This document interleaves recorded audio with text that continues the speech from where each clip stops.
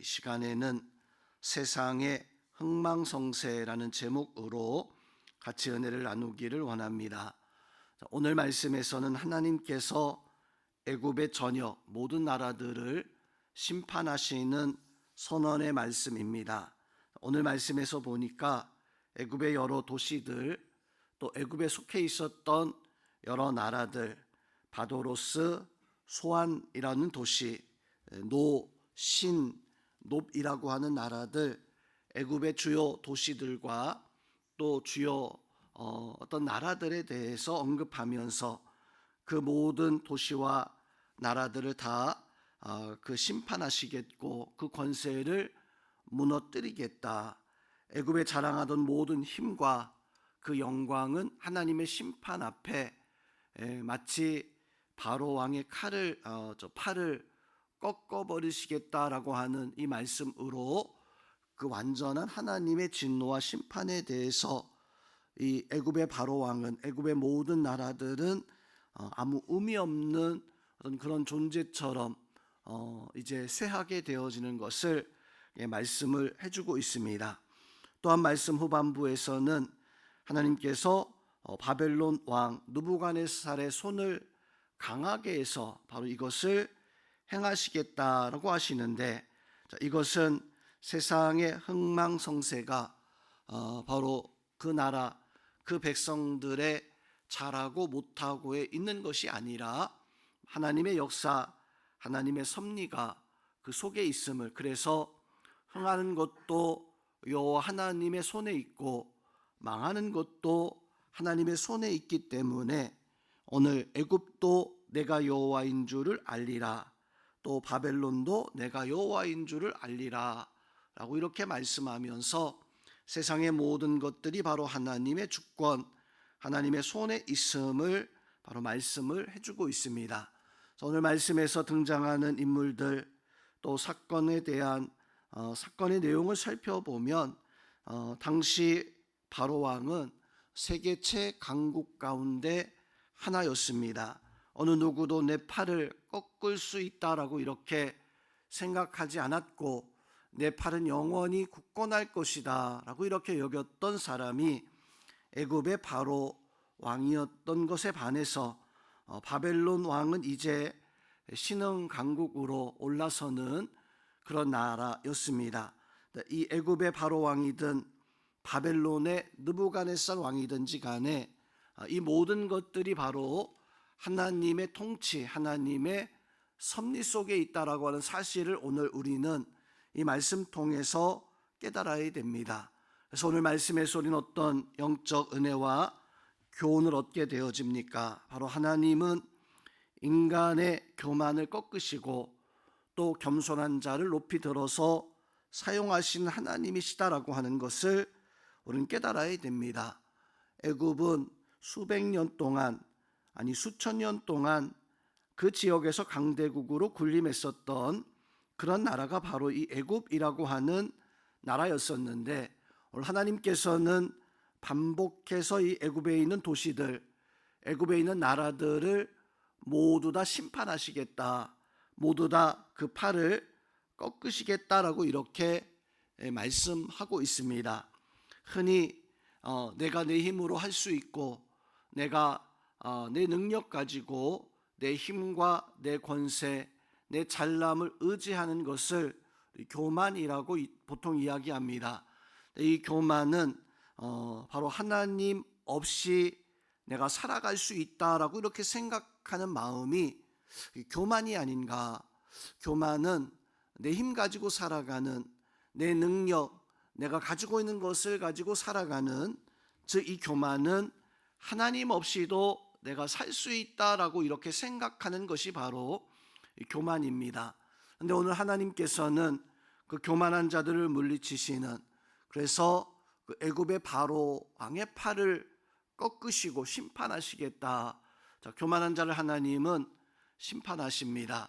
그러면 우리도 우리 삶 가운데 내가 의지하는 것들이 행여 교만해지지 아니하도록, 어떤 사람들은 돈을 가지고 있어서 교만해지고, 또 어떤 사람들은 건강하기 때문에 그 건강함을 자랑하다가 그만 하나님을 떠나서 살아가는, 어떤 사람은 성공하고 성공할수록 하나님을 잊어버리기 쉽습니다.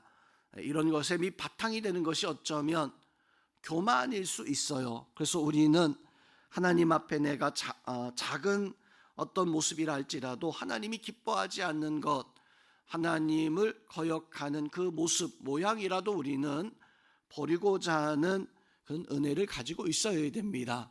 반대로 겸손한 자는 내가 할 수 있다라는 마음이 아니라 하나님 도와주옵소서, 하나님의 뜻대로 행하기를 원합니다, 하나님이 나를 통해서 하시옵소서라고 하는 그 마음을 가지고 있는 것이 바로 겸손의 모습인데, 우리는 하나님 앞에 이 교만의 마음을 내려놓고 겸손의 마음 가지고 하나님을 의지할 수 있는 그런 은혜가 바로 우리 가운데 있어야 됩니다. 우리 성도님들은 교만을 내려놓고 하나님을 의지할 수 있는, 왜 그렇게 살아가야 됩니까? 오늘 말씀에서 또 한 가지 교훈은 바로 세상의 주권자, 세상의 모든 것을 바로 관리하시고 함께 하시는 분이 하나님이신 것을 오늘 말씀 속에서 우리에게 증거해 주고 있습니다.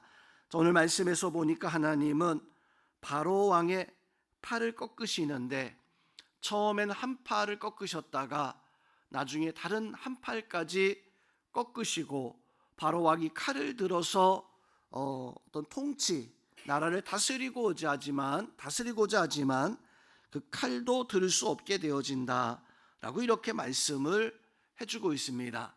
이것은 바로 왕이 자기가 자기 뜻대로 살아가고 싶지만 하나님이 꺾으셨을 때, 그때는 아무것도 행할 수 없는 그런 하나님의 심판 가운데 속절없이 무너질 수밖에 없는, 즉 세상의 흥망성쇠는 사람의 손, 정치력, 사람의 지혜에 달려있는 것이 아니라 사실은 하나님께 달려있다는 것을 우리는 깨달아야 됩니다.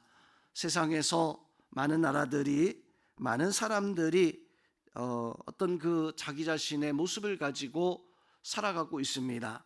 우리는 그거 보면서 그 사람이 능력 있구나, 그 나라가 참 힘이 있는 나라이구나 라고 이렇게 평가하고, 또 때로는 그 사람들을 부러워하고 존경하기도 하고, 또 그 나라들을 강대국으로 그렇게 여기며 살아가기도 합니다.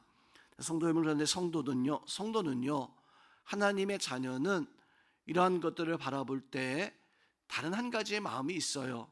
물론 그것이 그 사람이 잘하고 그 나라가 뛰어난 나라다라고 할지라도 오늘 하나님 앞에 이 모든 것이 하나님의 주권 속에, 하나님의 섭리 속에 있다라고 하는 것을 믿고 하나님 앞에 의지할 수 있는 그런 마음이, 그런 자세가 우리 가운데 있어야 됩니다.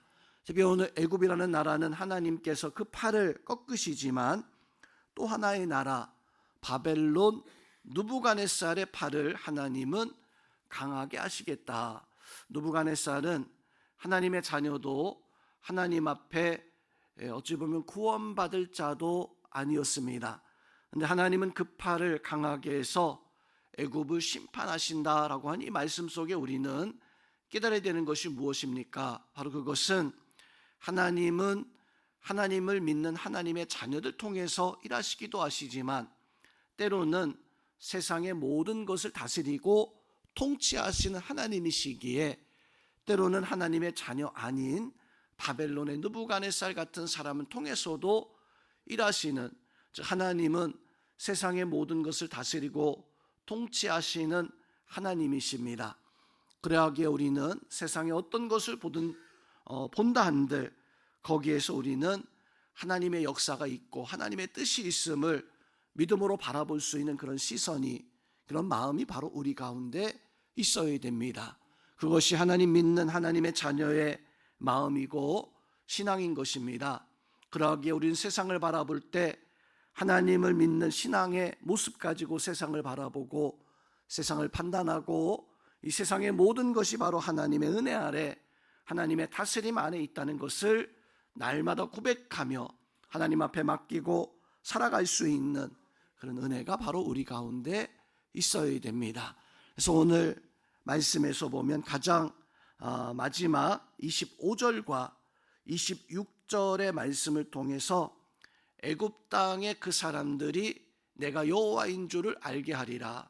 또 26절에서는 바로 바벨론 또 애굽 사람들이 내가 여호와인 줄을 알게 하리라. 자, 이것은 세상의 모든 사람들이 여호와 하나님인 것을 알게 하리라라고 하는 것은 믿고 깨닫고 구원받는 것이 아니라 그들이 하나님의 심판 앞에 서게 되어진다라고 하는 그런 말씀입니다. 오늘 이 말씀 우리도 마음속에 새겨서 여호와 하나님이 나의 하나님이신 것을, 하나님 앞에 섰을 때 비로소 그분이 나의 하나님인 것을 깨닫는 자가 아니라 지금은 우리가 세상의 주권자가 하나님인 것을 깨달아서 그 하나님의 은혜 가운데 맡기고 오늘도 살아가며 하나님 앞에 승리하는, 하나님 앞에 통치와 하나님의 다스림 속에 살아가는 우리 성도님들이 다 될 수 있기를 주님의 이름으로 축원드립니다.